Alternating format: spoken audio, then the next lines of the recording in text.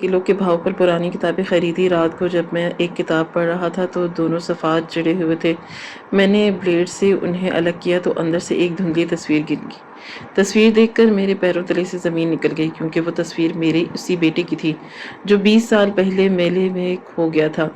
تصویر کے پیچھے لکھے پتے پر جب میں پہنچا تو دسمبر کی وہ ہولناک اور یکبستہ رات میرے وجود کو اندر تک منجمد کر رہی تھی، اور باہر جلنے والی طوفانی ہواؤں کا شور کھڑکیوں کی شیشوں سے ٹکرا کر ایک ایسا نوحہ بلند کر رہا تھا جو میرے ویران کر کے سناٹے میں مزید وحشت گھول رہا تھا۔ میں اپنے کمرے کے گوشے میں رکھی پرانی آرام دہ کرسی پر سکڑا ہوا بیٹھا تھا، اور میرے سامنے میز پر جلنے والے لیمپ کے زرزد میں اور اداس روشنی ان بوسیدہ کتابوں کے ڈھیر پر پڑ رہی تھی جو میں نے آج شام ہی محلے کے ایک ردی والے کے کوڑوں کے بھاؤ خریدی تھی، کیونکہ ان بے جان کاغذوں کی مہک اور ان میں لکھے اجنبیوں کے قصے ہی اب میرا کل اثاثہ تھے، جو مجھے میری تنہائی کے اس عذاب سے کچھ پل کے لیے رہائی دلا سکتے تھے جس میں میری بیوی کی موت کے بعد سے میں قید ہو کر رہ گیا۔ میری زندگی کا ہر دن ایک سال کی طرح گزرتا، اور ہر رات ماضی کے ان زخموں کو کریدتی تھی جو 20 سال گزرنے کے باوجود بھر نہیں پائے تھے۔ میرا اکلوتا بیٹا آریان، جو میرے جگر کا ٹکڑا اور میری آنکھوں کی ٹھنڈک تھا، آج سے ٹھیک 20 سال پہلے عید کے میلے کی بھیڑ میں میرا ہاتھ چھوڑ کر کہیں گم ہو گیا تھا، اور اس ایک لمحے کی غفلت نے میری ہستی کھیلتی دنیا کو جہنم بنا دیا تھا۔ میں نے ان 20 سالوں میں اسے کہاں کہاں نہیں ڈھونڈا، پولیس تھانوں کے خاک چھانی، اخباروں میں اشتہار دیے، مزاروں پر منتیں مانی، اور ہر اس جگہ پر گیا جہاں سے ذرا سی بھی امید کی کرن نظر آئی، مگر میرا بیٹا زمین کھا گئی یا آسمان نکل گیا، اس کا کوئی سراغ نہ ملا، اور اسی غم میں گھل گھل کر اس کی ماں بھی مجھے تنہا چھوڑ کر منو مٹی تلے جا بسی۔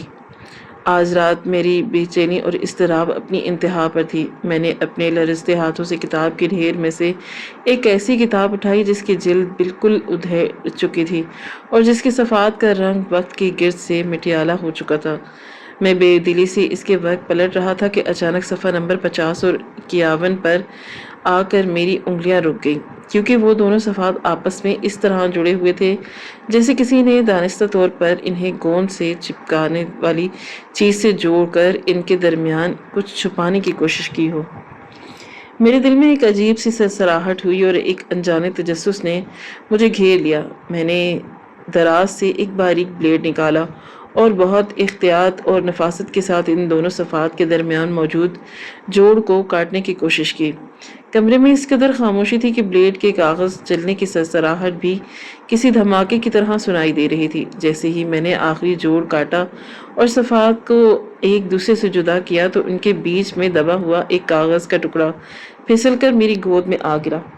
میں نے چونک کر اسے اٹھایا اور لیمپ کی روشنی کے قریب کر کے دیکھا تو میرے پیروں تلے سے زمین نکل گئی، اور میرے حلق سے ایک ایسی دبی ہوئی چیخ نکلی جس میں سالوں کا درد اور حیرت پنہاں تھی، کیونکہ وہ کوئی معمولی کاغذ نہیں تھا بلکہ ایک پرانی بلیک اینڈ وائٹ تصویر تھی جس کے کونے مڑ چکے تھے، مگر ان میں نظر آنے والی چہرہ میرے دل پر نقش تھا۔ یہ میرے بیٹے آلیان کی تصویر تھی جسے میں 20 سال سے مردہ سمجھ کر اپنے دل قبرستان میں بنا چکا تھا۔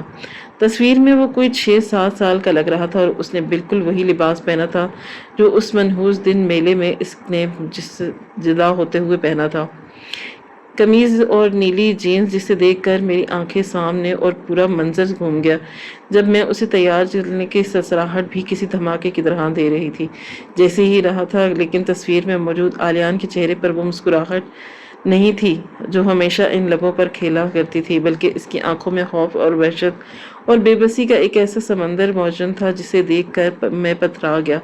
اس کی آنکھیں جیسے چیخ چیخ کر مجھے پکار رہی ہوں کہ بابا مجھے بچا لو۔ میرے ہاتھوں میں زلزلہ سا آ گیا اور پورا جسم کانپنے لگا۔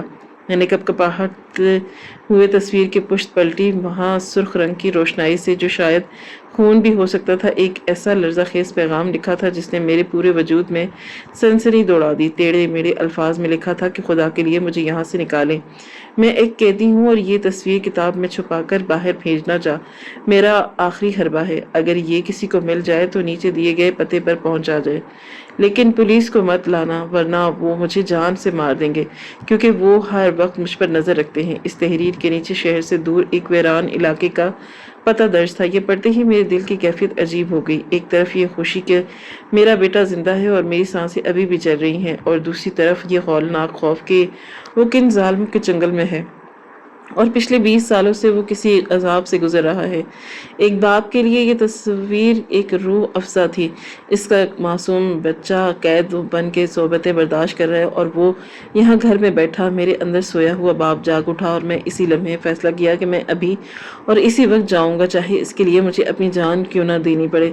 मैंने जल्दी से अपना पुराना कोट पहना और दराज से अपना जंग आलूद पिस्तौल निकाल कर जेब में डाला, जो शायद चलने के काबिल भी नहीं था, मगर मुझे एक छोटा एहसास तहफ़्फ़ुज़ दे रहा था। मैंने वो तस्वीर किताब सीने से लगाई और घर से बाहर निकल आया। बाहर तूफान अपने जोपन पर था। बारिश मूसलाधार बरस रही थी और सर्द हवा हड्डियों में घुस रही थी, मगर मेरे अंदर जो आग लग रही थी इसे ये बारिश बुझा नहीं सकती थी। मैंने अपनी पुरानी गाड़ी निकाली और इसी अनजान मंजिल की तरफ रवाना हो गया। रास्ता इंतहाई दुश्वार गुजार और सुनसान था। शहर की रोशनियां पीछे रह गईं और अब चारों तरफ सिर्फ घना जंगल और अंधेरा था। गाड़ी के वाइपर तेजी से चल रहे थे, मगर मेरी आंखों से बहने वाले आंसू ने सब कुछ धुंधला कर लिया। गाड़ी चलाते हुए बार बार आलियान की तस्वीर को छूकर देखता कि कहीं ये ख्वाब तो नहीं। खौफ और उम्मीद की मिली जुली कैफियत ने मेरे आसाब को शल कर दिया। तकरीबन 1.5 घंटे की मुसाफत के बाद एक मखसूस पते पर पहुंचा। वहां घने और कदीम दरख्तों के झरबट में एक बहुत बड़ी मगर इंतहाई शिकस्ता और पुरानी हवेली दास थी, जिसकी ऊंची दीवारों पर कोई काई जमी हुई थी और जिसका गेट जंग से भरा हुआ था। ये जगह इतनी वीरान और खौफनाक थी कि यहाँ दिन में भी आने से लोग डरते होंगे।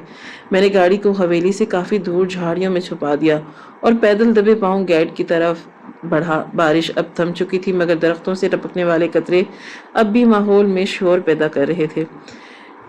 मैंने खुद को संभाला और एक लाचार बूढ़े का रूप धार कर गेट पर दस्तक दी। काफी देर बाद गेट का छोटा सा दरीचा खुला और एक इंतहाई करीहा सूरज शख्स ने बाहर झांका, जिसके चेहरे पर चीचक के दाग थे और एक आंख पर काली पट्टी बंधी थी। इसने गरजदार आवाज में पूछा, कौन हो और इतनी रात गए यहाँ मौत को आवाज देने क्यों आए हो?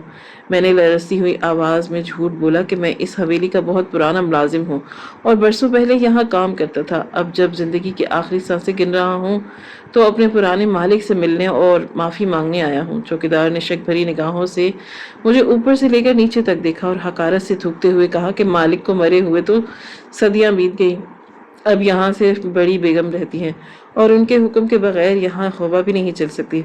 तुम यही रुको, मैं अंदर पूछ कर आता हूँ, लेकिन अगर तुमने हिलने की कोशिश भी की तो कुत्ते छोड़ दूंगा। ये कहकर उसने इस दरीचा बंद कर दिया और मुझे इसके भारी बूटों की आवाज़ दूर जाती सुनाई दी। मेरा सीना दिल से निकल रहा था, आने को बेताब था। मुझे अंदाजा हो गया था कि अगर मैं यहाँ खड़ा रहा तो या तो मैं पकड़ा जाऊंगा या मुझे भगा दिया जाएगा और मैं अपने बेटे तक कभी नहीं पहुंच पाऊंगा।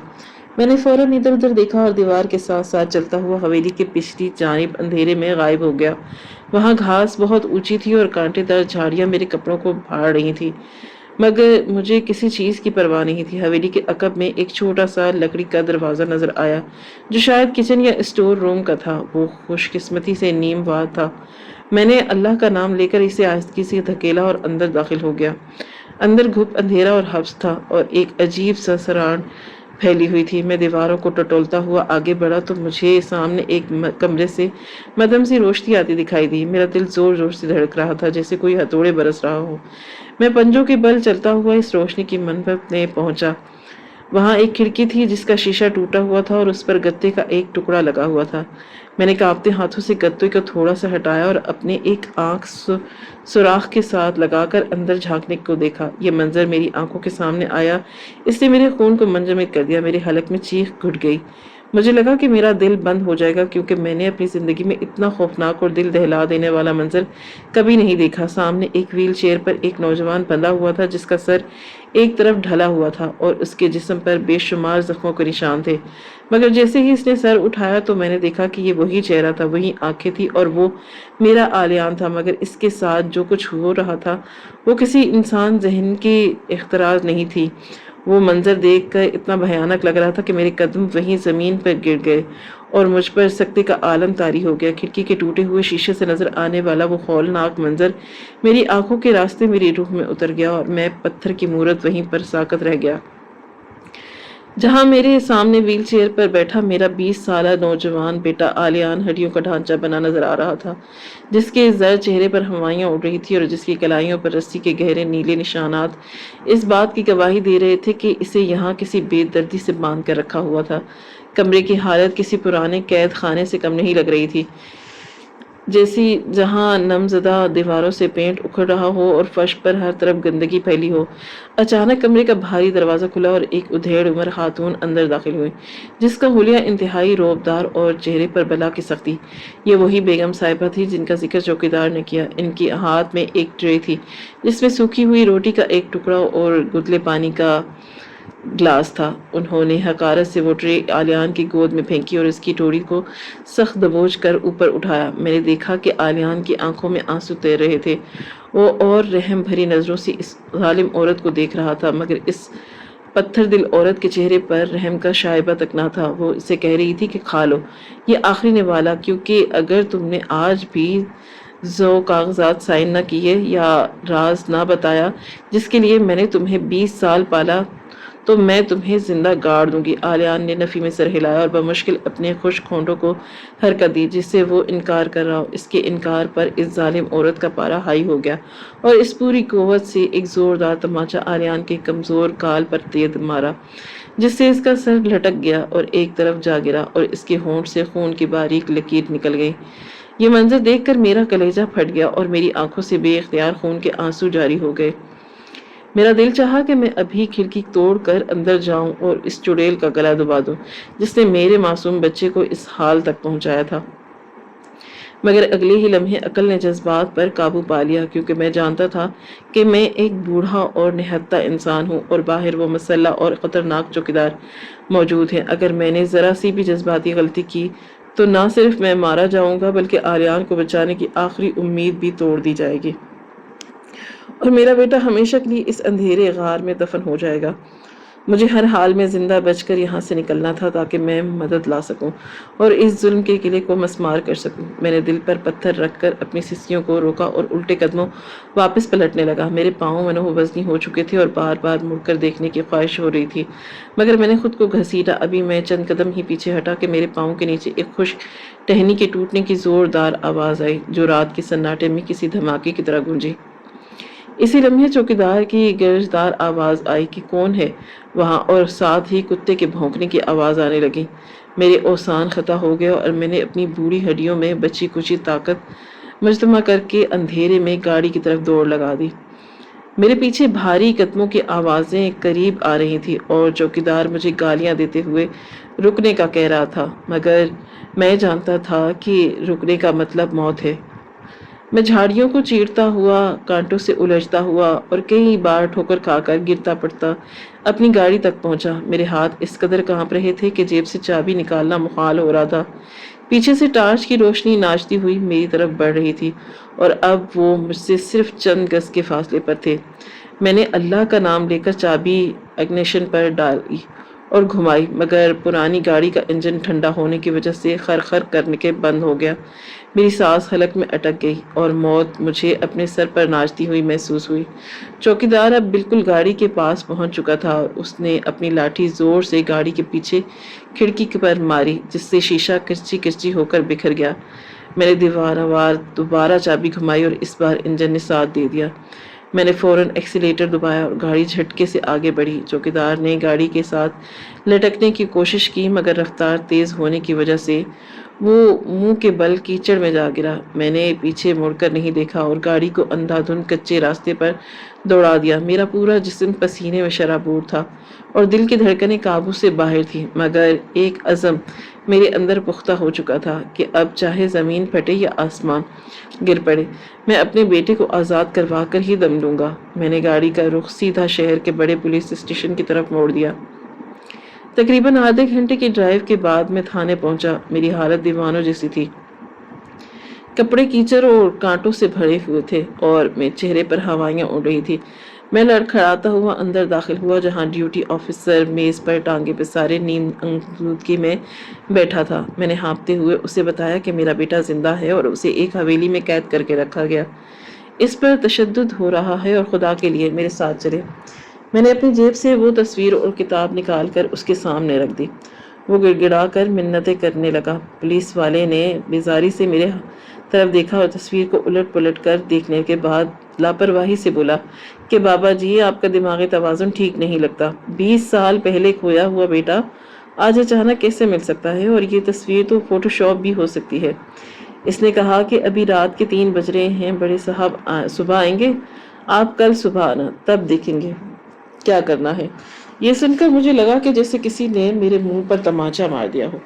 میں نے چیخ کر کہا کہ وہاں میرا بیٹے کی جان کو خطرہ ہے، وہ عورت اسے مار دے گی۔ آپ لوگ کسی قانون کے مخالف ہیں جو ایک باپ کی فریاد نہیں سن رہے۔ مگر اس پتھر دل نظام کے کارندوں پر میری فریاد کا کوئی اثر نہ ہوا۔ انہوں نے مجھے دھکے دے کر تھانے سے باہر نکال دیا۔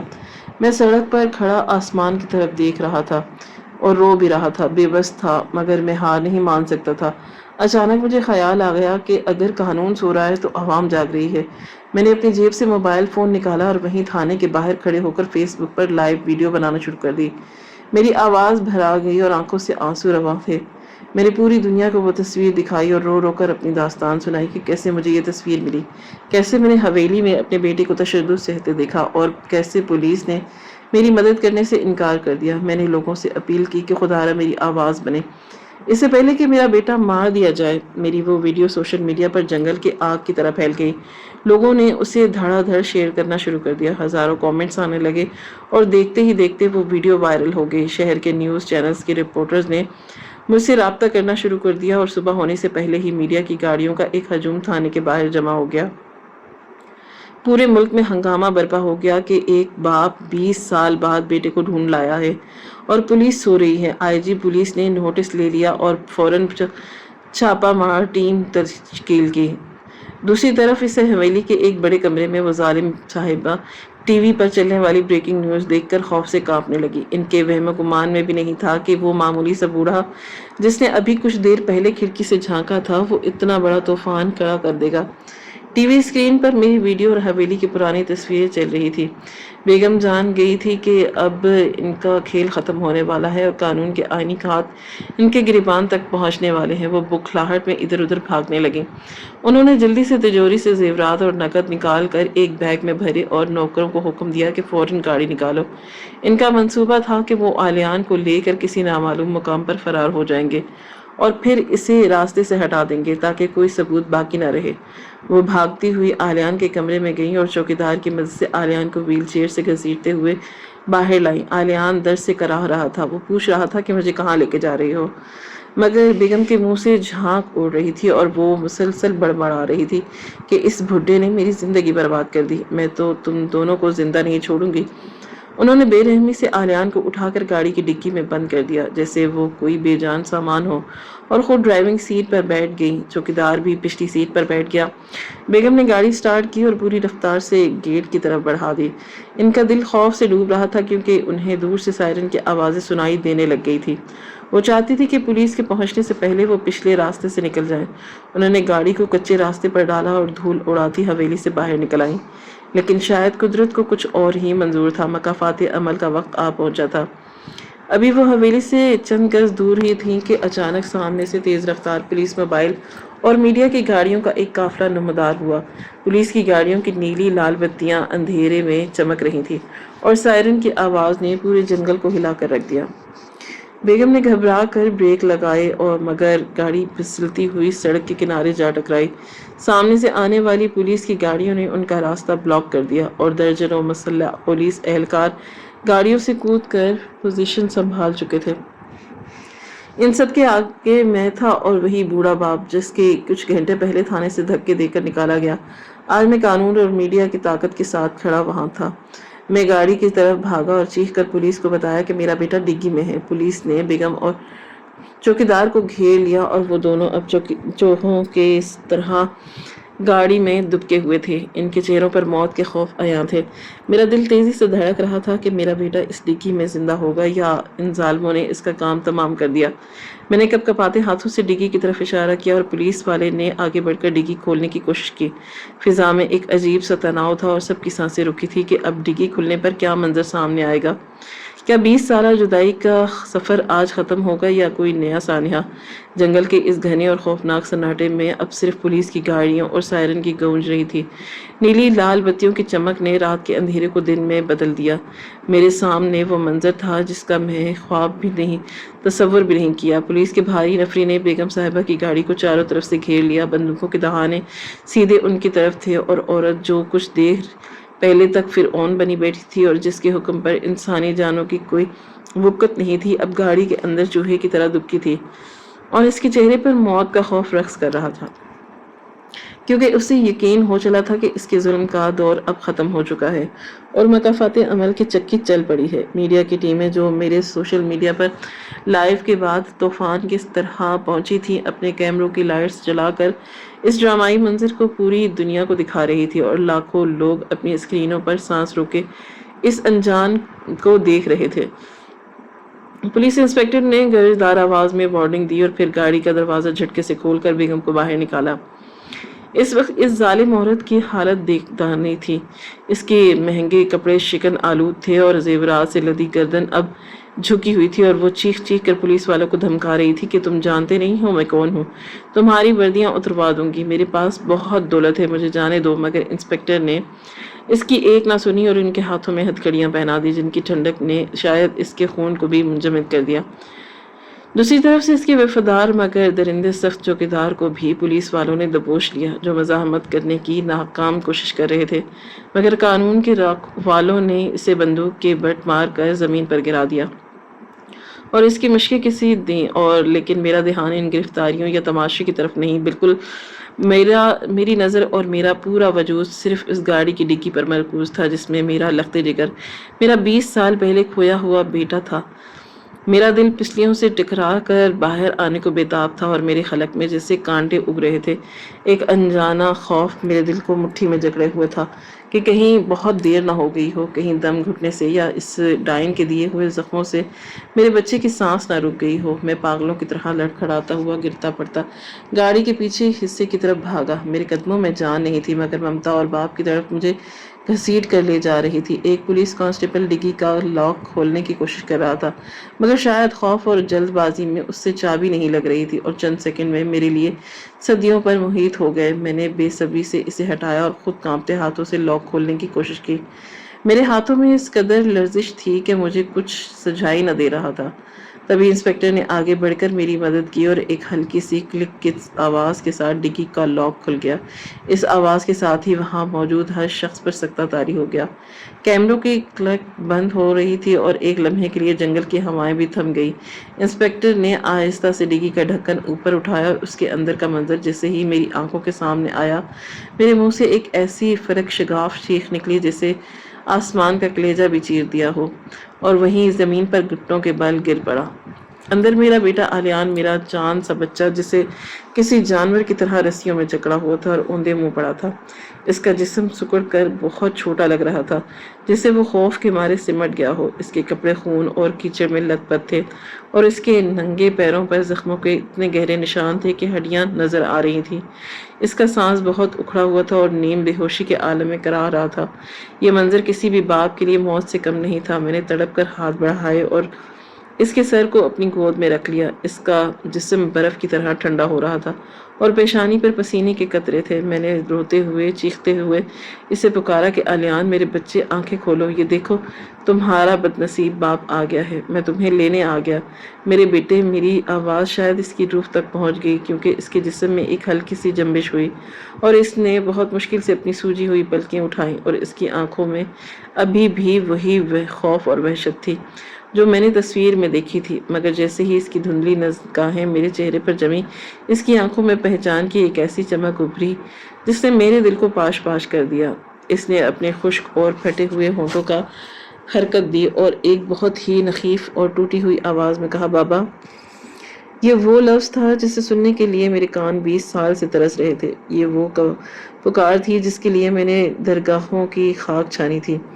میں نے دیواراں وار اسے سینے سے لگا لیا، اس قدر زور سے کہ مجھے لگا کہ میں اسے اپنے اندر چھپا لوں گا تاکہ دنیا کا کوئی دکھ دوبارہ اسے چھو نہ سکے۔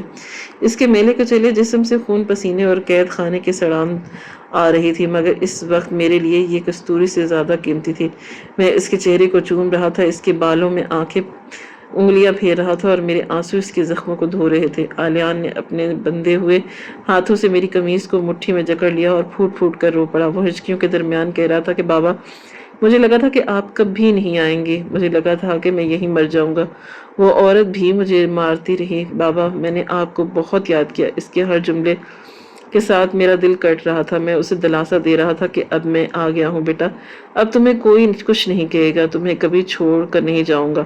وہاں موجود سخت دل پولیس والوں کی آنکھوں میں بھی نمی آ گئی تھی، اور میڈیا کے لوگ جو ہمیشہ سنسنی کی تلاش میں رہتے ہیں وہ بھی اب جذباتی آنکھوں کے منظر دیکھ رہے تھے۔ انسپکٹر نے آگے بڑھ کر جلدی سے آلیان کے ہاتھ پاؤں کی رسیاں کاٹی۔ رسیاں کھلتے ہی آلیان نے مجھے دونوں بازوں سے جکڑ لیا، جیسے اسے ڈر تھا کہ یہ کوئی خواب ہے اور ابھی آنکھیں کھلتے ہی میں غائب ہو جاؤں گا اور پھر وہ اسی اندھیرے کمرے میں ہوگا۔ میں اسے یقین دلا رہا تھا کہ یہ حقیقت ہے۔ میں نے انسپکٹر کی طرف دیکھا اور ہاتھ جوڑ کر کہا کہ خدا کے لیے ایمبولینس منگوائیں، میرا بچہ مر رہا ہے۔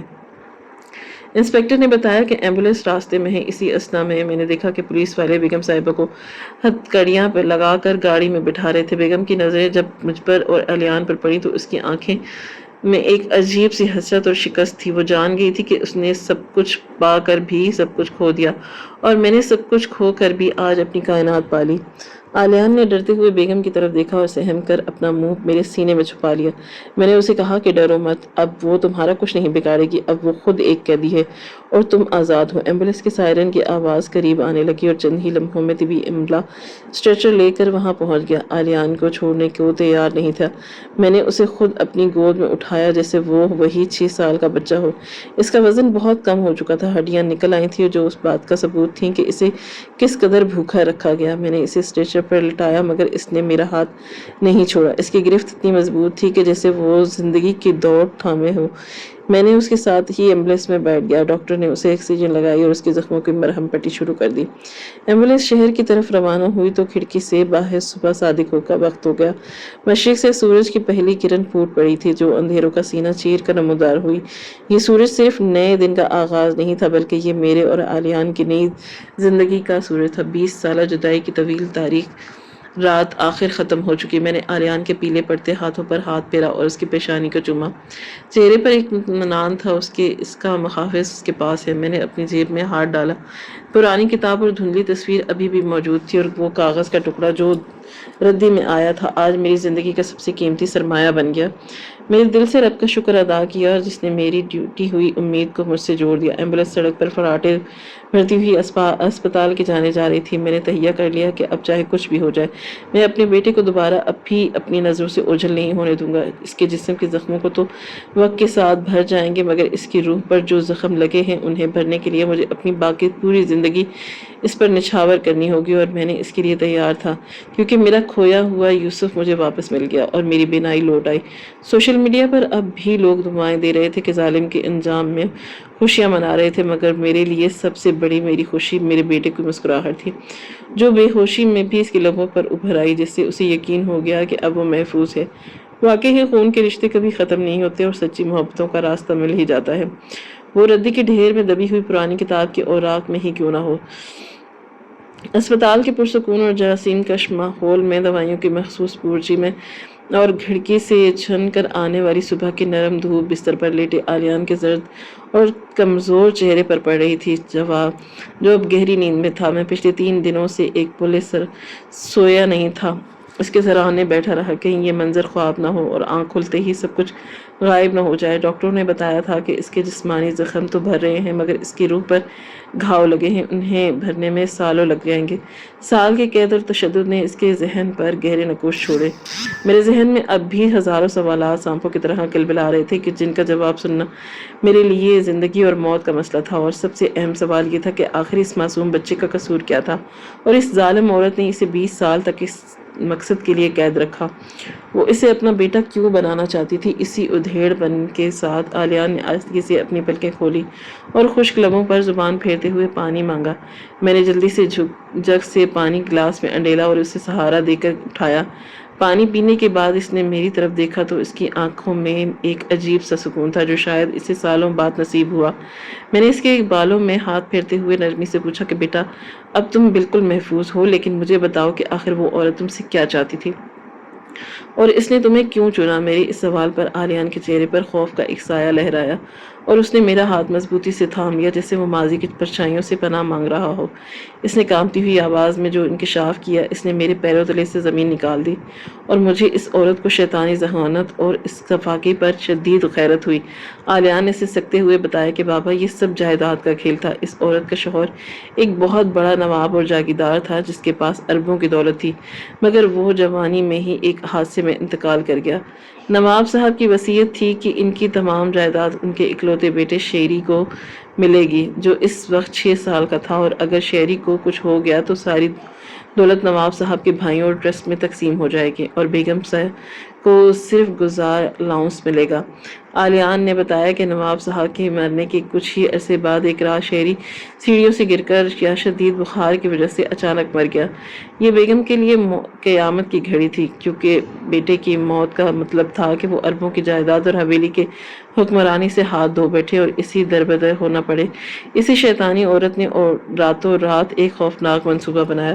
اس نے اپنے وفادار چوکیدار کی مدد سے اپنے سگے بیٹے شیری کی لاش کو حویلی کے تہہ خانے میں خفیہ طور پر دفنا دیا اور کسی کو کانوں کان خبر نہ ہونے دی۔ اب اسے فوری طور پر ایک ایسے بچے کی تلاش تھی جو شیری کا ہم عمر ہو اور اس سے ملتا جلتا ہو تاکہ وہ دنیا کی آنکھوں میں دھول جھونک سکے۔ عالیان نے روتے ہوئے بتایا کہ بابا اسی تلاش میں وہ اس عید میلے میں پہنچی تھی جہاں ہم موجود تھے۔ میری عمر اور جسامت بالکل اس کے مرنے والے بیٹے کے ساتھ۔ اس نے موقع پاتے ہی مجھے اغوا کیا اور حویلی لے گئی۔ وہاں لے جا کر اس نے مجھے اپنے مرے ہوئے بیٹے کے کپڑے پہنائے اور دنیا کو بتایا کہ شیری بیمار ہو گیا تھا، اس لیے کمزور ہو گیا۔ اس نے مجھے دھمکایا کہ اگر میں نے کسی کو بتایا کہ میں عالیان ہوں تو وہ مجھے مار ڈالے گی۔ بابا میں 6 سال کا تھا، ڈر گیا، وہ مجھے روز مارتی۔ اپنا نام شیری بتاؤ۔ اس نے مجھے 20 سال تک قید رکھا تاکہ باہر کی دنیا کو کبھی سچ نہ پتہ لگے، لیکن اصل مسئلہ تب شروع ہوا جب میں بالغ ہو گیا۔ اب قانونی طور پر جائیداد کے مکمل منتقلی میرے دستخط اور بائے میٹرک تصدیق تھی۔ عدالت اور وکیلوں کے سامنے خلیفہ بیان دوں، میں ہی نواب شیری ہوں اور ان کاغذات پر سائن کروں، لیکن بابا میں بڑا ہو چکا تھا، مجھے اپنا اصل نام اور کا چہرہ یاد تھا۔ میں نے صاف انکار کر دیا۔ میں نے اس سے کہا کہ میں عالیان ہوں اور میں مر جاؤں گا مگر اپنے بابا کا نام نہیں بدلوں گا، کسی اور کا بیٹا بن کر جائیداد نہیں لوں گا۔ میرے اس انکار پر وہ وحشی ہو گئی، وہ مجھے کئی دن بھوکا رکھتی، مگر میں نے قسم کھائی کہ میں دولت کے لیے اپنی شناخت اور اپنے باپ کی محبت کا سودا نہیں کروں گا۔ عالیان کی یہ باتیں سن کر میرا کلیجہ منہ کو آ گیا اور میں نے تڑپ کر اس سے گلے لگا لیا۔ میرا بیٹا اتنا بہادر تھا کہ اس نے اربوں روپے ٹھکرا دیے اور 20 سال جہنم میں گزار دیے صرف اس لیے کہ میرا بیٹا بنا رہے۔ اس کی رگوں میں میرا خون ہے جس نے اسے جھکنے نہیں دیا۔ یہ صرف اغوا کی کہانی نہیں بلکہ ایک ایسے بچے کی اور وفادار اقدامات داستان ہے جس نے ظلم کے آگے سر نہیں جھکایا۔ اس انکشاف کے بعد جو پولیس نے حویلی کے تہہ خانے کی کھدائی کی تو وہاں سے واقعہ ایک بچے کا ڈھانچہ برآمد ہوا جو بیگم کے سگے بیٹے کا تھا۔ ڈی این اے میں تصدیق ہو گئی کہ وہی اس کی ماں تھی۔ اس خبر نے پورے ملک میں ہلچل مچا دی اور بیگم کے خلاف نفرت کا ایک ایسا طوفان اٹھا اسے وکیل ملنا بھی مشکل ہو گیا۔ مقدمے کی سماعت کے دن عدالت کا کمرہ کھچا کھچ بھرا تھا اور باہر عوام کا جمع غفیر جو عالیان کے حق میں نعرے لگا رہا تھا۔ بیگم صاحبہ جو کبھی تکبر کی علامت تھی اب کٹہرے میں ہتھکڑیوں میں جکڑی ہوئی تھی اور ان کے چہرے پر ہوائیاں اڑی تھیں۔ ہمارے وکیل نے جب عدالت کے سامنے وہ پرانی کتاب اور دھندلی تصویر عالیان کے جسم پر تشدد کے نشان اور اس کے سگے بیٹے کی واقعات کی رپورٹ پیش کی تو کمرہ عدالت میں موت کا سناٹا سا چھا گیا۔ جج صاحب نے ریمارکس کے دیے کہ یہ انسانی تاریخ کی بدترین جرائم میں سے ایک ہے جہاں ایک عورت نے دولت کی ہوس میں نہ صرف اپنے سگے بیٹے کی موت کو چھپایا بلکہ ایک دوسرے معصوم بچے کی زندگی برباد کر دی اور اس شناخت چھیننے کی کوشش کی۔ عدالت نے عالیان کے انکار اور اس کی قربانی کا خراج تحسین پیش کیا۔ اس نے لالچ میں آ کر جھوٹ کا ساتھ نہیں دیا۔ جج صاحب نے غصے اور افسوس کے ملے جلے تاثرات کے ساتھ تاریخی فیصلہ سناتے ہوئے بیگم کو سزائے موت اور اس کے ساتھیوں کو عمر قید کی سنا دی، اور ساتھ ہی حکم دیا کہ بیگم کی تمام ذاتی جائیداد ضبط کر کے اہلیان کو بطور رجانہ دی جائے تاکہ وہ اپنی نئی زندگی شروع کر سکے۔ فیصلہ سنتے ہی کمرہ عدالت تالیوں اور نعروں سے گونج اٹھا۔ انصاف کا بول بالا ہو گیا۔ بیگم کو جب پولیس والے گھسیٹتے ہوئے لے جا رہے تھے تو اس نے مڑ کر اہلیان کی طرف دیکھا۔ اس کی آنکھوں میں اب بھی غرور نہیں بلکہ شکست کی راگ تھی۔ اہلیان نے اسے نظر انداز کر دیا کیونکہ اب اس کے دل میں خوف کی جگہ سکون لے لی۔ ہم دونوں باپ بیٹا ایک دوسرے کا ہاتھ مضبوطی سے تھامے عدالت کی سیڑھیاں اترتے ہوئے باہر ہزاروں لوگوں کے ہم میں پر پھول کی بتیاں نچھاور کی۔ میڈیا کے کیمرے ہماری طرف تھے مگر ہم دنیا کی شہرت یا دولت سے کوئی سروکار نہیں تھا۔ ہمیں جو خزانہ ملا تھا وہ ایک دوسرے کا ساتھ تھا جو 20 سال پہلے بہت کھو چکا تھا۔ واپسی کا سفر بہت جذباتی تھا۔ جب ہم اپنے چھوٹے سے پرانے گھر پہنچے تو شام ڈھل چکی تھی۔ میں نے اہلیان کا ہاتھ پکڑ کر اسے گھر کے اندر لایا۔ گھر کی دیواریں جو برسوں سے میری آہوں اور سسکیوں کی گواہ تھی آج روشن لگ رہی تھی۔ اہلیان سیدھا اس کونے میں گیا جہاں وہ ردی کی کتابیں پڑھی تھی۔ اس نے وہ کتابیں اٹھائی جس نے اس کی زندگی بچائی تھی اور اسے چوم لیا۔ اس نے مسکراتے ہوئے کہا کہ بابا، اگر یہ کتاب آپ کو نہ ملتی تو شاید میں کبھی واپس نہ آ سکتا۔ میں نے آگے بڑھ کر اسے سینے سے لگا لیا اور کہا کہ بیٹا، یہ کتاب نہیں، یہ اللہ کی طرف سے بھیجا گیا ایک وسیلہ تھا۔ ہماری آنکھوں میں خوشی کے آنسو تھے۔ ہم دونوں ایک دوسرے کے گلے لگ کے روئے مگر یہ آنسو دکھ کے نہیں، شکرانے کے تھے۔ گھر کا سناٹا ختم ہو چکا تھا اور ایک نئی زندگی ہماری منتظر تھی۔ مجھے محسوس ہوا کہ میری بیوی کی روح بھی آج خوش ہوگی۔ اس کا بیٹا واپس آ گیا اور وہ بھی اتنا بہادر اور غیرت مند بن کر کہ جس نے دولت کے لیے اپنے باپ کا نام نہیں بیچا۔ اہلیان نے مجھ سے وعدہ کیا کہ وہ اب کبھی بھی مجھے چھوڑ کر نہیں جائے گا اور میں نے اس کے ماتھے کو چوم کر کہا کہ اب موت ہی ہم دونوں کو جدا کرے گی۔ میز پر رکھی وہ پرانی کتابیں اور تصویریں اب بھی وہاں موجود تھیں جو اس بات کی گواہی دے رہی تھی کہ سچائی کو زمین کی تہوں میں بھی چھپا دیا جائے تو وہ ایک دن ردی کی کاغذوں سے ہی ظاہر ہو کر باہر نکلتی ہے، اور ظلم کا انجام ہمیشہ عبرت ناک ہوتا ہے۔ ہماری آج کی کہانی آپ کو کیسی لگی؟ کامنٹ باکس میں اپنی رائے کا اظہار ضرور کریں۔ ملتے ہیں کل ایک نئی اور دلچسپ کہانی کے ساتھ۔ اللہ حافظ۔